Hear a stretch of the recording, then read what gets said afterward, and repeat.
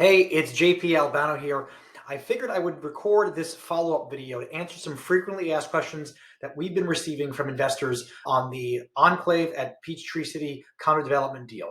And so today we're going to spend a few minutes kind of answering some additional details that maybe were glossed over on the original webinar presentation, or you just need some additional clarity on there. That's what we're here for. So first thing we're going to talk about is, what does this fully entitled mean, right? I'm not a developer. What do I know? I mean that in a nice way, right?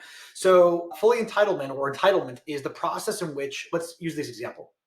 Let's say you bought a piece of land, right? Next door to you, there's a piece of land. It's sitting there. There's maybe like 10 acres. And you have this idea that one day you want to make it into this awesome place to live. You want to put apartments on there. You want to put some retail on the bottom. That's called mixed use, by the way. And maybe you want to put some other commercial office space there, right? You go to your city's planning department or the permitting department, you say, hey, I want to build these buildings there, right? Or you have a sketch of it. And they go, okay, what's the zoning of it? What do you mean the zoning? Well, what is it zoned for? Residential, commercial, retail, whatever. And depending on where it is, it might be under a different type of use. It might be under residential use, meaning you could only build single family homes there. Okay, well, that's a problem because you want to build commercial and you want to build multifamily and you want to do all these things.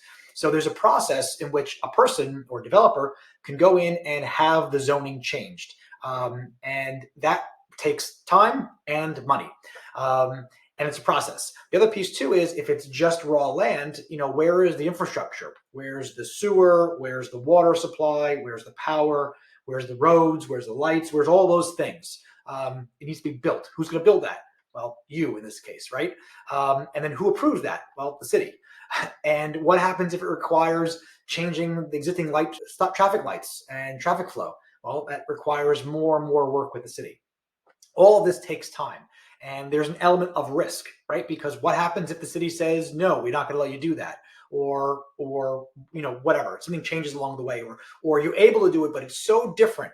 The density on it is so much lower than what you had originally expected it, and the model doesn't work. The numbers don't work, right? In order for me to make this thing where I can make investors X, Y, Z money, we would have to spend $100 million. But now the city is requiring us to do all this extra stuff, and it's going to cost us $200 million. And now the economics of it just kind of fall apart. Well, that's how developers make most of their money. They take on these extraordinary risk. They do a lot of effort. They spend a lot of time, money, energy in doing all this legwork, and that's how they create value. They take raw land and they made a butt for 10 grand or 20 grand, and they're able to sell it for, well, not that, a lot more, because they spent 3, 4, 5 years and lots and lots of money and effort into getting it into it's a spot where now we can start construction.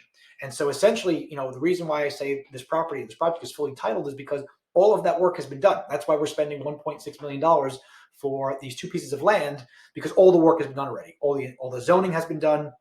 All the approvals that are necessary have been done, and it's sitting in a surrounding community that was developed by this developer because he had a vision of creating this walkable, livable city, right? And so for us, or for you, I should say, as the investor, the risk here is that we don't have to worry about unknown timelines.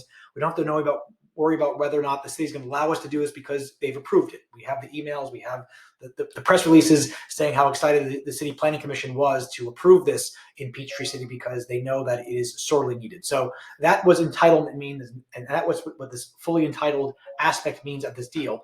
And hopefully the pieces and the reasons of why you should care landed with you.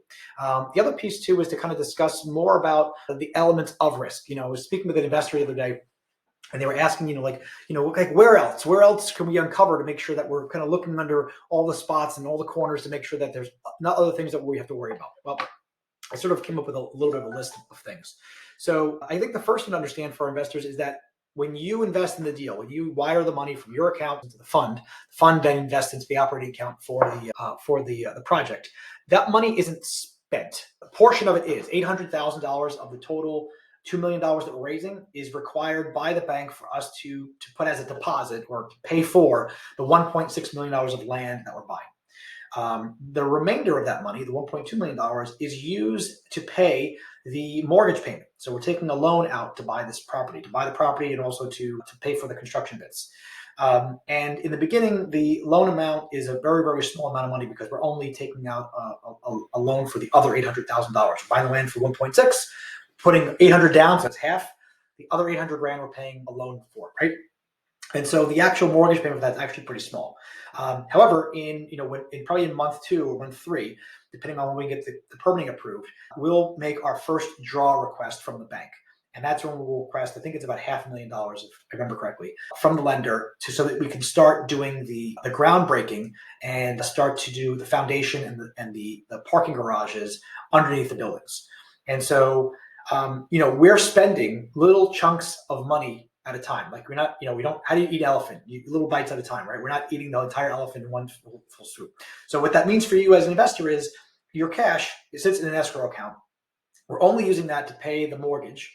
And the mortgage is impacted by how much we draw from the construction loan. In other words, we're starting with $800,000. We're paying interest on that $800,000. Then when we do our first draw of $400,000 or $500,000, we're paying interest on that.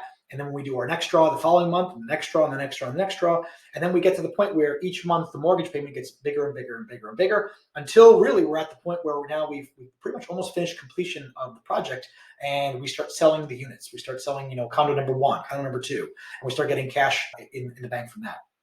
And so, again, your cash is being used really to fund an escrow account that will allow us to not have to put more money in the deal or ask investors for a capital call each month to cover the mortgage. Also, it just helps the lender feel comfortable at night knowing that we've got years worth of escrow insurance and mortgage payments set up for the project. And then the other piece too that's important to remember is our bids. So the construction costs. Right now, we have a budget based on what the developer had pieced together prior to having him sell the deal to us. So George and his team have been working with getting new updated bids, and we've been finding is a lot of the bids are coming in lower than what we had budgeted for. So we're creating a good bit of buffer for us if the cost of construction happens to go up. That's kind of point number 1. Point number 2, I'll say, is this. We're already buying the land of the project at a discounted rate. And the benefit for you is, we're saying in order for us to make these projections and for us to give you the return here, we need to sell these units at, I think, an average of $715,000. Well, keep in mind, because we're buying the land at a price that is less than 20% of the final product. That's usually how, when you buy a house, the developer who's building it usually prices the house with the idea that 20% of the home value is in the land. Well, we have land value being a lot less than 20%. In fact, it's about $74,000 less than what it should be.